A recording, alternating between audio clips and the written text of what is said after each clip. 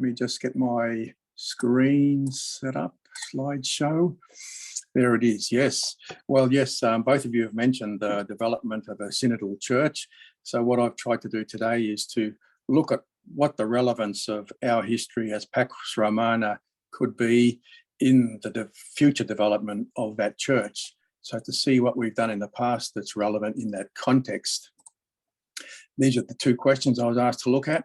What is the importance today of thinking and writing about the history of Pax Romana? And I think hopefully I can show that what the movement has done over the last 100 years is extremely relevant in this context of developing a synodal church. In fact, I believe the movement's already had a great impact on the church in its journey. And it's also a way of showing how the church can journey together in the future. Now, I don't know if you can see it on the screen. I just added in this as context.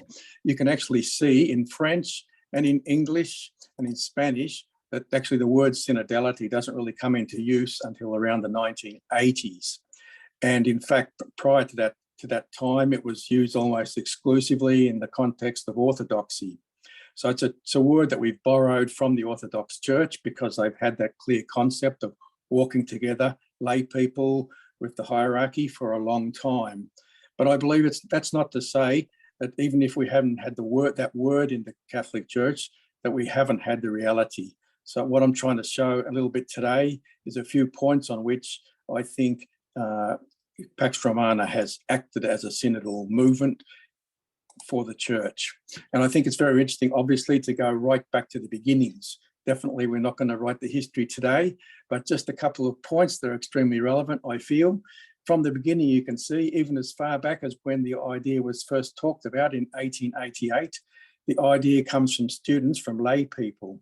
And that was the objective, to bring people together as students. They didn't actually say bring people together as lay people, but that's who they were. They were lay Catholic students coming together. And you see the process develop within many ups and downs over the next 20 or 30 years until the International Office is formed in 1921 and actually a movement in 1925. And all throughout that, you see it's led by lay people. Priests are involved, but often they're playing a counselling role. Not exclusively, but clearly you can see that it's a lay-led movement, which I believe is the direction in which we're trying to move as a synodal church. So you see, for example, there in 1925, the leadership there, not exclusively lay. There's a bishop who's honorary president, but the main active action and leadership is coming from lay people. And I want to kind of contrast that with even our experience in the church today. Of course, you'll all be familiar with Caritas International. They've just had their latest General Assembly electing a new president. After 72 years, Caritas International has only had one lay president. And even that was for only a period of 2 years because sadly, the previous president, who was a bishop, had died. So this shows you how a structure that's still existing on a global level, and not only at global level is it clerical, but for example, in my own country like Australia, still the chair is a bishop. It's a clerical structure in which lay people are involved. The Secretary General carries out the work. To me, this is very much the concept of Pius XI, lay people carrying out the wishes of the hierarchy. It's not a bad concept, it's an important concept, but at the same time, we can see the contrast between the way even today Caritas International is organised and our own experience as Pax Romana. Now, I want to also kind of show how Pax Romana has an impact going forward from that time of its origins as well. And a second key moment in that history, I believe, was the implementation, the launching of the World Congresses on Lay Apostolate. The first one was in 1951 and the second in 1957. And in fact, the initiative for those congresses came from a Pax Romana member, Vittorino Veronese, also a member of Italian Catholic Action.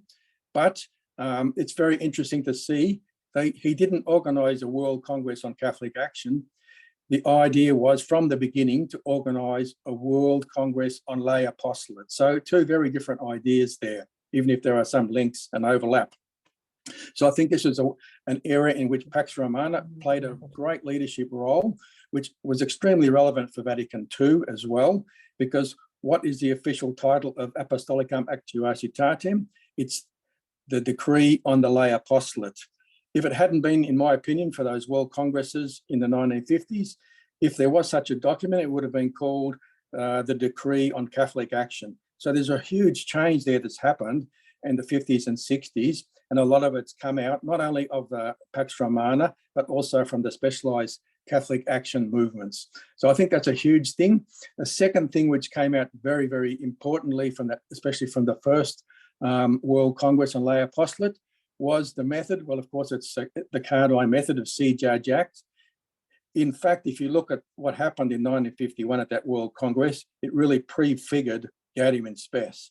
In fact, Helder Camara himself, he stated that was a critical event in what came later, 10, 15 years later in the council. So we see how Pax Romana has been involved from the beginning in those changes which have led up to the events and bigger changes of Vatican II.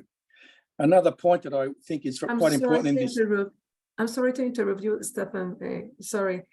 Translators are asking if you can please too slow, too fast. Yeah, go a little bit slower and get closer to the mic. Thank you. Yeah. I'm sorry to interrupt. No, you're right. Okay. It's very hard for me to speak slower. So yeah, so the next point that I wanted to, and in a way this is the final point, I wanted to show also how Pax Romana was a pioneer in the development of the leadership role of women in the church.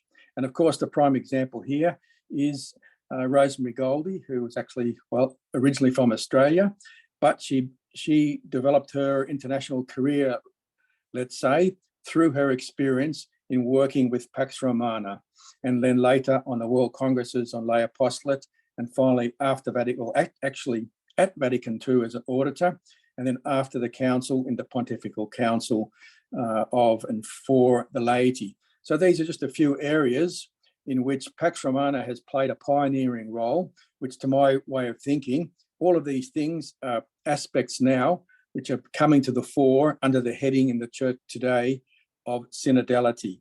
We want to see greater role for women. We want to see a greater role for lay people in general in the church. And I think in this sense, Pax Romana's example ought to be looked at and offers really something for the church for the future. So I just put down in the kind of to summarize those points in which Pax Romana has been a pioneer.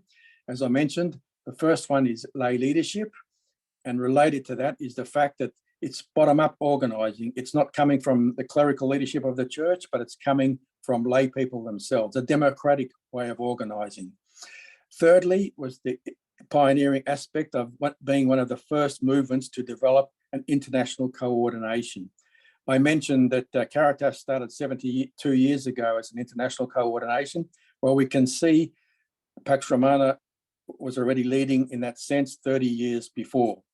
And the same thing again applies to this idea of women's leadership in the church. And finally, on this whole idea of lay apostolate, which to some extent, kind of paradoxically, has been lost since Vatican II. So I think these are reasons why it's important for us to kind of speak of our history, to write our history, to make known our history. And if I could just conclude on one point, you know, we're still a young movement. Sometimes people, there's a tendency, 100 years ago, it's a long time ago. And of course, in a human lifetime, it is a long time ago. But, you know, look at our colleagues, sisters and brothers from the religious congregations. St. Vincent de Paul is possibly the oldest lay kind of movement or organisation, about 200 years old. And then we go back to exclusively religious organisations such as the Jesuits, 500 years, Franciscans, Dominicans, Benedictines, even 1,500 years. So nobody's talking about the Jesuits as being kind of irrelevant today. On the contrary, they become more relevant than ever under the leadership of Pope Francis. So I think this is what I want to say. I think we're at the starting, in a sense, we're at the start of our history. And I think Pax Romana has so much to contribute for the future of the church. Thank you very much.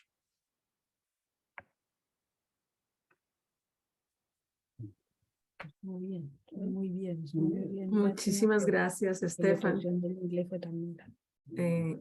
Por favor, para de compartir tu pantalla. Stop, yeah, stop sharing your screen. Thank you very much.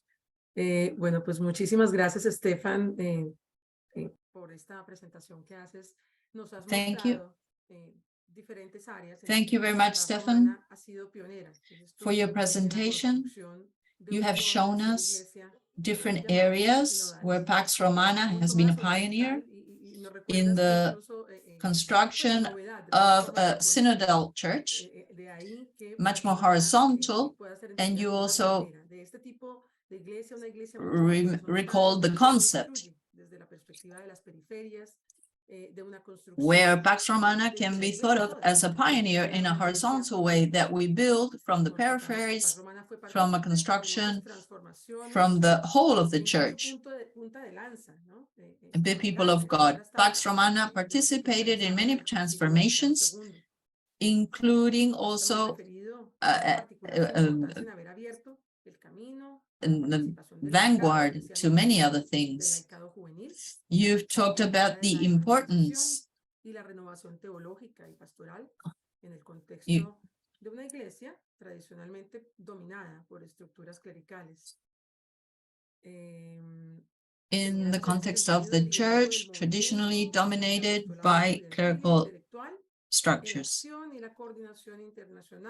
We have the leadership of the movement, and the students, apostolate in the coordination, international coordination, having spaces for women leaders, and we need to highlight the leadership of the movement in its capacity to answer and contrast the model of Christianity of the church, to promote this reflection and action from the basis, from the grassroots, all the way up to the structures of the church. In this last topic, these different perspectives from where we construct the movement, we can ask now our second question: the richness of the community experience in the movement and the different contexts, the different social contexts where the youth inserted to carry this out. This led to making these multiple expressions of the Christian commitment. Those expressions have roots in the daily life of Christians. We would say these are very diverse. In that diversity, they are sources of multiple memories that define the identity of the apostolate carried out in the movement. I would like to invite